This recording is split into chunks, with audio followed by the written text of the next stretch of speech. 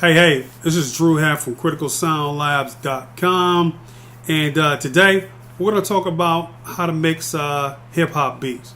So we're going to be doing a little bit of EQing, and we're also going to be doing some filtering. So, after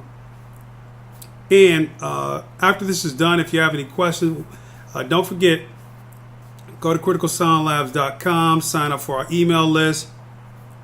That way, if you have any questions coming, you can just email us and we'll get back to you. So let's get into the actual tutorial. So got a loop here, 4-bar loop, drums from one of my clients, and we'll listen to it, and then I'm going to take off all the plugins, and then we'll go through what decision making I did, what made me make the decisions that I did. So let's listen to the loop.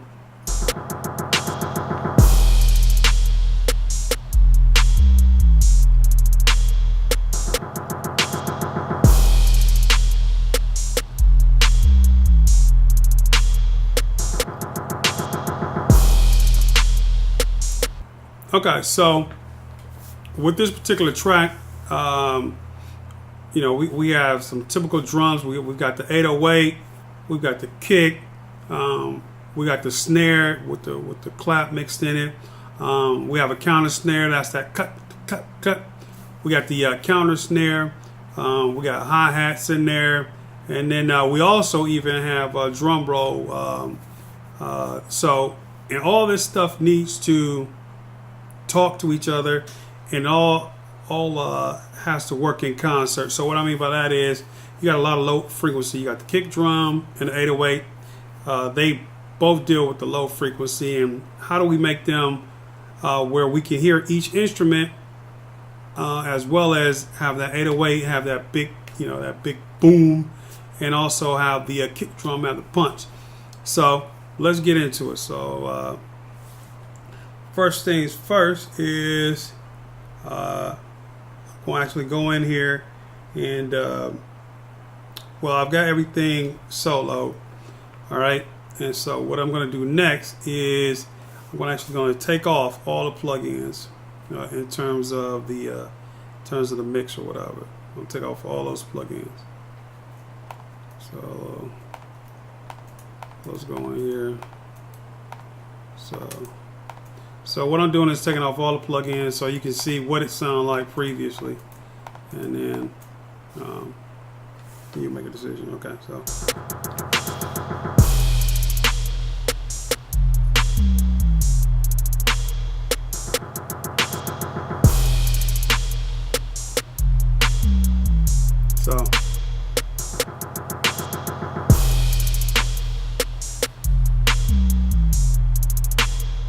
okay, so let's start with the first thing, which is going to be our kick drum.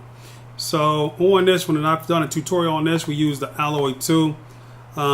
Reason I like Alloy 2, it has a lot for the money. So you have an equalizer, transient shaper, exciter, dynamics, which is compression, limiting, 2 of them, de-esser, and you also have limiting as well. So the first thing we did with this kick was high pass. So that means what we did is at a certain frequency we got rid of everything below a certain frequency. And in this particular case, everything below 56.3 we got rid of because we didn't need it. So that's pretty much what we did with that. We just high passed it. So again, high passing is when you get rid of frequencies below a certain frequency. So you're high passing that frequency. All right, and then the next thing we did, this is called, this works with the transients. Some companies call their products transient designers, transient shaper. I believe that's by Native Instruments. And then Waves has another one, Trans X, but it deals with transients. And transients are the first thing that you hear on a signal. So with this kick, the first thing you hear is the sound. So let us do this. Let me isolate just the kick real quick so I can demonstrate what I mean by the transient, and then we'll bring all that back. Okay, so all right, you hear that kick drum?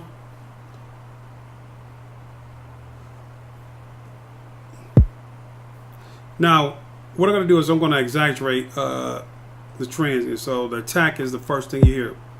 So I'm going to exaggerate so you can hear what a transient shaper does. So we're exaggerating here. So you can see how the first thing that sound, it becomes more apparent. Okay, so that's because we're increasing the attack from the transient shaper. Now, what if we did it with an opposite direction and reduced it?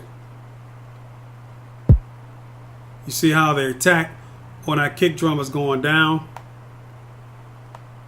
Listen to it. So you really can't hear the attack as much. It's not as pronounced. So with a transient shaper, you can help either bring out the transient, that's the first thing you hear, or reduce it. So we brought it out a little bit, okay? So we can hear that sound. Okay. So that's what a transient shaper does. And now let's go to the next point, because the kick drum is already solid. It's got a nice sound to it, so we didn't need to do too much more to it. Now the next thing is this 808.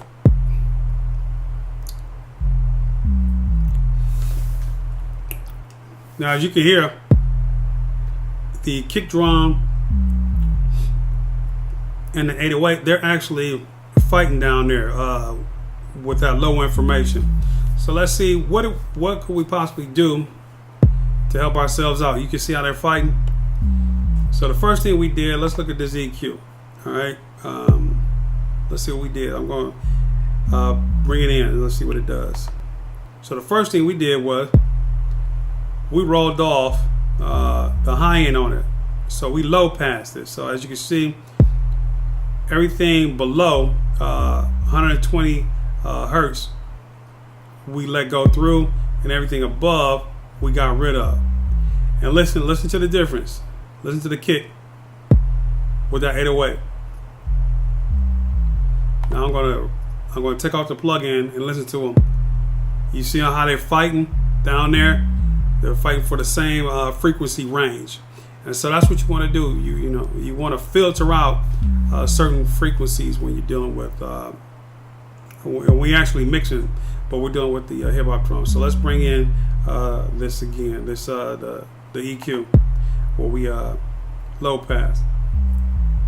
Okay, so as you can see, it sounds a little bit different. So since we low pass, we don't necessarily have as much energy from the 808. So what do we do to bring the energy back? Well, there's a plugin that I use called R-Bass. I pretty much use this every mix. So check out R-Bass. So we're gonna bring this in. You can hear that. You can definitely hear that R-Bass in there. Listen to that. So with R-Bass, what it does, it takes higher frequencies, and psychoacoustically what it does is it uses higher frequencies to give the impression that it's adding more low end. So if you listen, you can still hear the kick drum, but you still have that low end presence is now it's serious. It's about its business. So that's what R-Bass does, and bass enhancers can do. All right, so now you can still hear the kick is nice, but I still want it to come out a little bit more. So what can we do? We're going to use a technique. We're going to use a technique called side chain compression. And basically what it is you take the signal from another instrument and you use that signal to key a compressor. So in this case, we're going to use the signal from the kick drum, okay, to compress the 808. And so let's bring this up here. It's in bypass mode now, but I'm going to play it again, and then I'm going to show you what I mean. So this is it playing, and we're using this without the side chain, okay? So you can hear you know, you can still hear the kick, but you know, we can still do a little bit better. So let me now stop it there. Now I'm going to bring in this other compressor. Notice the fast attack time. 2.21. That's super fast. And 36 as the release time. Okay, our ratio is 3.94, basically 4. So let's listen to it with the side chain in. And remember, the compressor is actually using we're going to be using the bus number 1, the signal from the kick drum. Okay, so let's see how that affects it. So let's hit play.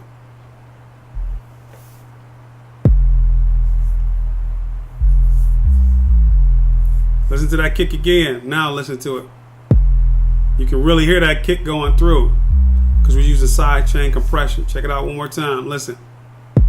You can really hear that kick. Now I'm going to take off this compressor using the side chain, and you'll be able to hear the difference.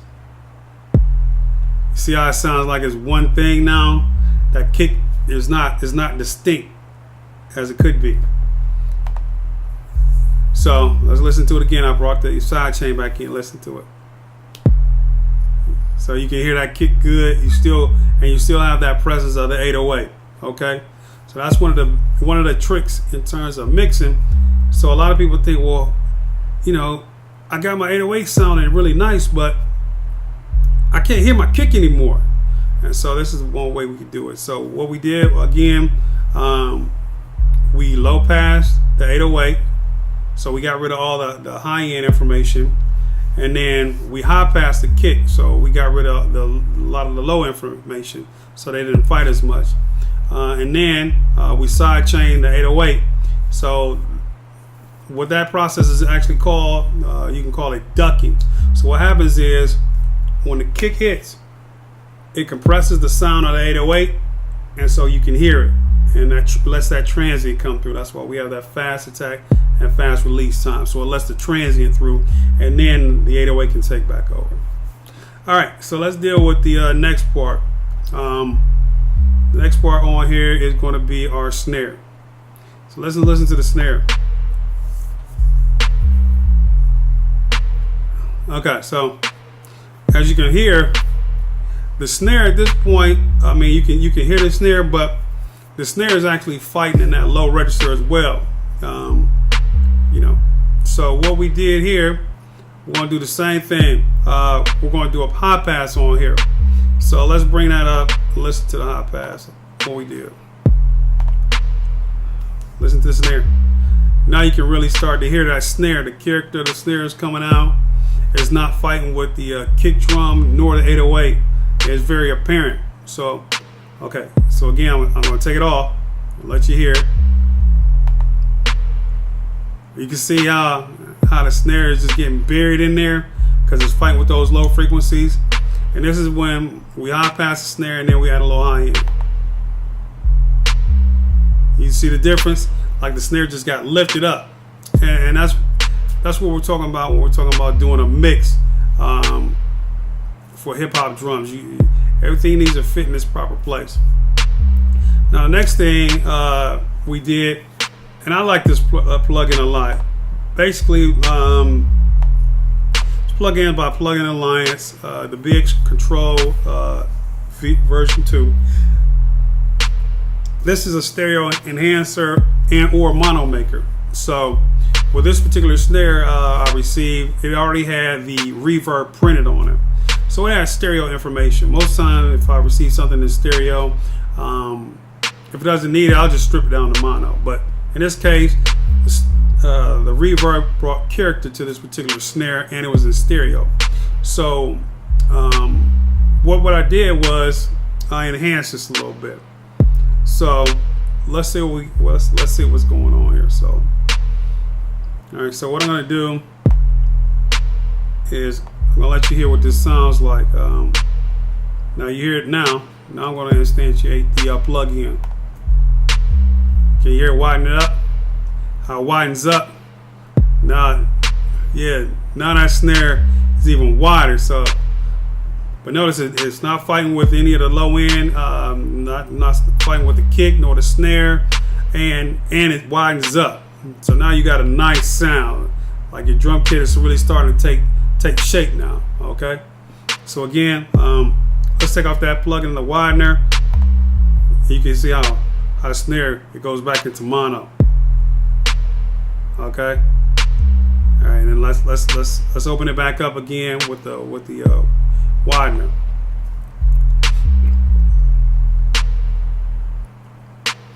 All right. Now the next thing we did, it's called a counter snare. Basically, tap, tap, tap. So now with this particular snare, the counter snare, we didn't do anything to this. It didn't need it, and so that's one thing when you become an experienced mixer, you'll start to learn certain things don't need anything. I know, when you're first starting out, you want to put a plug in on every track and load it up and really impose your will on it. But sometimes you just don't need to do anything. You just need to let the instrument breathe. So that's essentially what we're doing here. Okay. So again, with this with the counter snare, we didn't need to do anything. Now let's go on to the next thing. So the next thing we have is a hi-hat. Okay. So let's bring this hi-hat in. So with this hi-hat is cool, okay?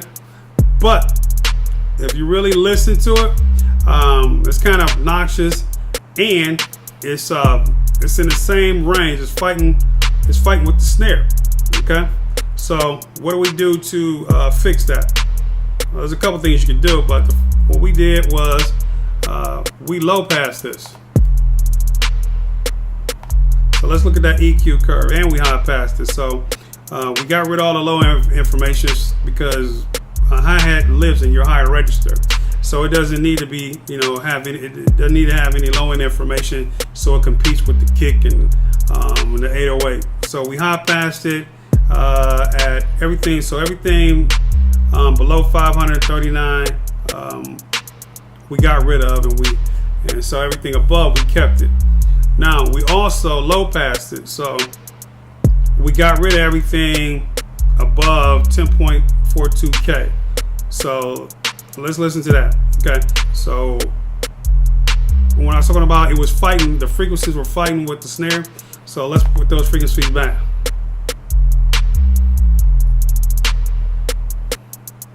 Okay. And now I'm going to take them out so you can hear this. Listen to it when I take those higher frequencies out. So notice you can still hear the snare, you still hear the hi-hats, you can still hear the kick, you still hear everything. But they're not as obnoxious. They're still there, they're still present, but they fit within the context of this particular mix. All right, now with the high pass filter, I'll bring that out. And you should be able to hear how we got a little bit of conflict down there in that lower end, that low mid area. So the hi-hats went down, and now they're blended in.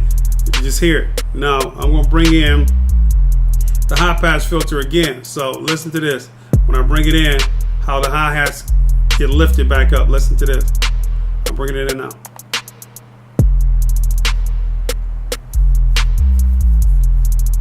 You see how the hi-hats, they got lifted up because we got rid of all that low end information there that we didn't need. That was it was conflicting with the kick and the snare and the 808. So now we got rid of everything below that we didn't need, and then we got rid of a lot of that high end that we didn't need. Now the reason we got rid of, for the hi-hats, we got rid of a lot of that high end because it conflicted with the snare. And then when the artist comes in with their voice, it can also conflict with that voice as well, because a lot of times, at 10K, you'll add a high shuff to give it that sheen, and so you don't want your hi-hats fighting with your vocal, because the vocal is the main part of the song. Okay, that's the main part of the song. Because people, what we do is we buy emotion and we buy content. So the emotion, it does something to us emotionally, and the content is something that we can relate to, and that's what the vocal brings across. So we want nothing conflicting with the vocal. The vocal, that's your money maker. That's your selling point. So again, I'll just demonstrate this one more time. When you hear that hi-hat, now I left that up in there, and then you can see how it conflicts with the snare, so on and so forth. Now I just rolled that off. So now you can hear everything. Everything is good. Everything is harmonious. So when you're looking at the landscape of a drum kit or anything like that, you got to remember it's like a concert. So when you go to a concert, you want to hear every instrument. Some going to be more pronounced than the others, but you want to hear every single instrument. And so that's what we're doing here. You can hear every instrument. Now let's bring in the next part. So we have, okay, we got our hi-hats in it. This is our open hi-hat. So first thing is on here is we brought in a plug-in called Trim. Use Trim to bring up the volume. Now, with us bringing the volume up on this, you can hear some conflict in there as well. You hear the conflict is very loud, pronounced. So the open hi is definitely not the start of the show. So what do we do to solve this particular problem? All right, and then if you click this button, when you're in Pro Tools, if you click this, it'll keep the plugins open. Okay. So now I can see both plugins simultaneously. So what do we do to solve that problem? You're probably guessing it. We high passed and we low passed, and then we gave it a little bit. We high passed, we low passed, and that's how we solved that. And then we gave it a little bit of bump at roughly around 2K. So you hear that? So listen, you still can hear every piece. You hear the hi-hat, the open hi-hat, the counter snare, our kick, and our 808. Each voice is being heard. Okay, so the snare, the 808, those are the main elements. So they're going to definitely be pronounced, but you can still hear everybody else. Okay, and then again, they're in harmony and they're operating in concert. And this is what we mean by mixing hip hop drums or rock drums or whatever. They have to be in concert. Okay, all right. So again, so just to go over it. We high passed everything above 523 hertz, and then we low passed everything below 2.49K. That's what we did up here. So again, if I bring that up, see how that's obnoxious. Now when I low pass it, fits right in, does what it needs to do. You can still hear every instrument, but it fits within the context of the drum kit. All right, so let's go on to the next thing. We got our crash here. All right, with our crash, you hear the crash. So what do we do with our crash? So with the crash lives in your mid, high mid to upper register. Okay, so let's see what we did. Guess what? Yep, you guessed it. We high passed it again. 444 hertz. Okay, and then we added a little shelf at 3.7K, 3.77. But notice how they all fit together. Listen to that crash. You can hear the crash. You still hear the kick. You still hear the 808. You still hear the hi-hat. You still hear the open hi-hat. You hear everything. Everything. You hear every little instrument. Okay. Now, again, when you listen to the crash, I'll bring it one more time. High pass. Now, let me take that. So when I don't high pass it, you hear that? Listen to, you can hear that conflict in that lower register. You hear that? Now let's high pass filter again. Now you can hear it. You can really hear that instrument, the crash. You can really hear it. Listen.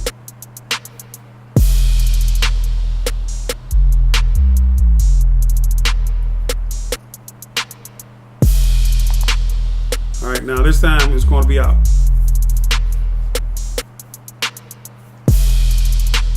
See how you got that conflict in that lower register? Okay, so let's bring it back in. Okay, and then let's listen to the shelving I brought in. That's with the shelving out. Okay, listen to the shelving.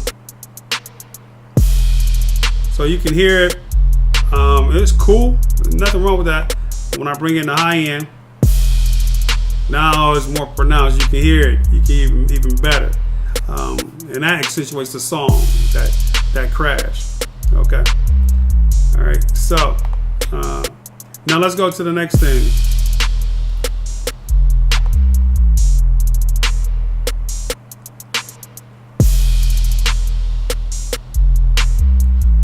Okay.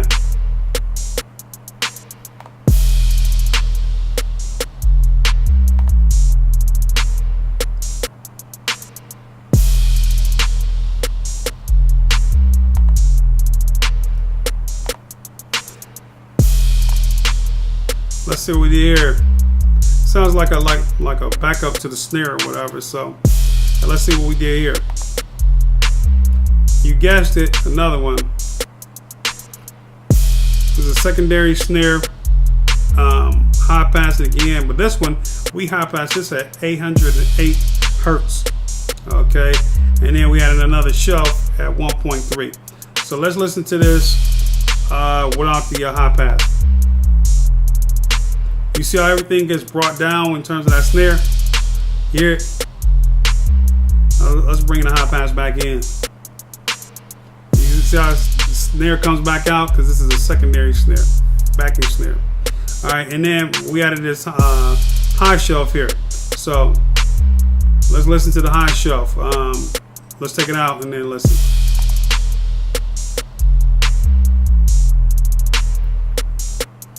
Okay, let's bring it back in. Okay, and it's those little differences that make the difference between something sounding like, a demo, and then, having that pro sound. All right. So what you should be seeing now is how certain instruments we needed to roll off or low pass it, and certain instruments we needed to get rid of the low end or high pass it. So that's, roll off and high pass are terms that we use in terms of mixing. All right, now let's go. Now we have another snare here too, or another cymbal. Listen to this one. You hear that? That's a secondary snare. These label it dark cymbal. So let's see what this does. I'll bring that plug in up here. You can hear it. So what do we do? Let's see. There we go. High pass again. So could you hear that lift up? That dark snare, you can hear it lift up. Okay, so let's drop it back off again. You see how we didn't change the level or anything. Only thing we did was high passes. So with the high pass filter out, we can hear it, but when we bring it in, now it's more pronounced.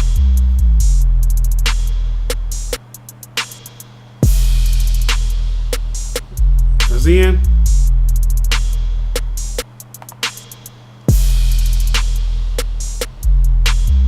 That's out, you know what I mean? You can't hear it as well, it's not as well pronounced. That's back in.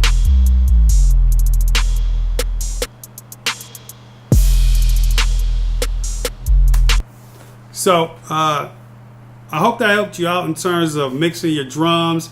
Again, if you have any questions, go to criticalsoundlabs.com, send an email, and we'll try to get that question answered for you.